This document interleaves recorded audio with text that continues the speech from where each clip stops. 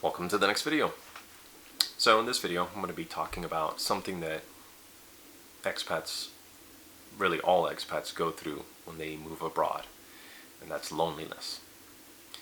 Now, if you move abroad with a spouse, partner, significant other, whatever you want to call them, it'll make things a lot easier because you have somebody to share the experiences with, somebody to lean on, vent, which you will need somebody to vent with, and help you kind of get through the challenges of daily life. However, most teachers from what I've noticed, moved abroad by themselves, in which case you have to find a new network of friends, find an apartment, look for places to hang out, and try to see what things there are to do in the city.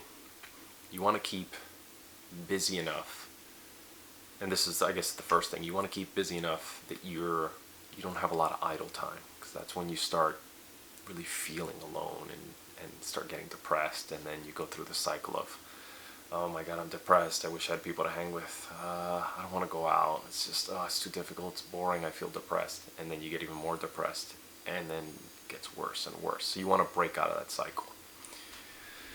So one of the ways, or another way to get over it, is make friends with your students. If you're teaching in a place that you have a lot of adult students, there's your social interaction that will help you, find new places, people you can go and hang out with, to have dinner or see a movie, share a hobby, whether it's badminton or Magic the Gathering, or playing music or whatever. So it's a really good way to kind of beat the loneliness. If you're looking for something more romantic, that's another way to keep the loneliness down, is see who's available, who's single, who's looking for someone, and who fit, that you fit into what they're looking for, and they fit into what type of person you're looking for. Because again, you'll have somebody to share your experiences with, somebody to kind of coach you along of, well, this is why you're running into this barrier, or this is why you're frustrated. It's a cultural difference, and this is how we feel about things versus how you feel about things, and this is why you're running into the stresses and the difficulties and the frustration, and why you feel kind of isolated and lonely, because you can't bridge that gap, or you can't see past it. Another way that I mentioned, if you have a hobby, especially a hobby you can do by yourself, you won't be dependent on other people to do it, in which case you'll do it no matter what. So it's another good distraction. So if you play a musical instrument, so long as you don't annoy your neighbors, keep playing it, bring it with you, or buy a new one in the home country or in your new country, so you have something to do. Video games are another one.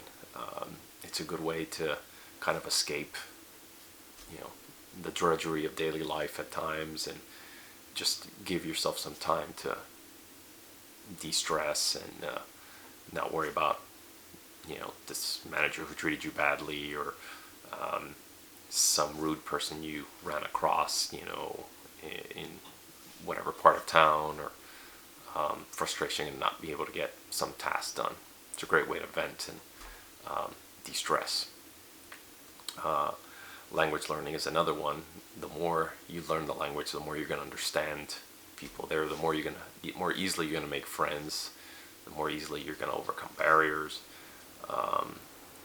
the less likely you're just going to want to go through that cycle of, oh my god, I'm by myself, I don't feel like going out, oh god, I'm more depressed, I definitely don't want to go out, and then you get out of that vicious cycle. And like I said, as long as it's something that keeps you distracted and it's not illegal, especially in the foreign country that you're in, do all of those things. And I know it sounds easier than it is. I've been through the depression before. There were many times where that first year, which I talked about in a previous video that I said I had a lot of fond memories of it. But there was the loneliness. There were times where I did cry myself to sleep thinking I'm here by myself. I have no one except my one friend. And obviously I can't be there at all times. But you know, you just have to push through it. As hard as it is, as difficult as it is, you know, just keep yourself distracted, keep yourself busy. It'll make it a lot easier to put up with.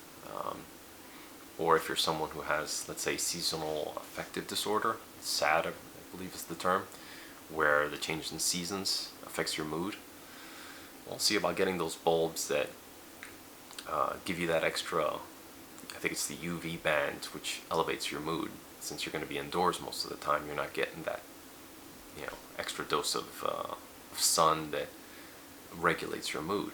So get that, or just go outside and get whatever sun you can. You know, do some exercise. All that will help you feel better or ease some of the loneliness you're going to go through. Anyway, hope this helps. See you in the next video.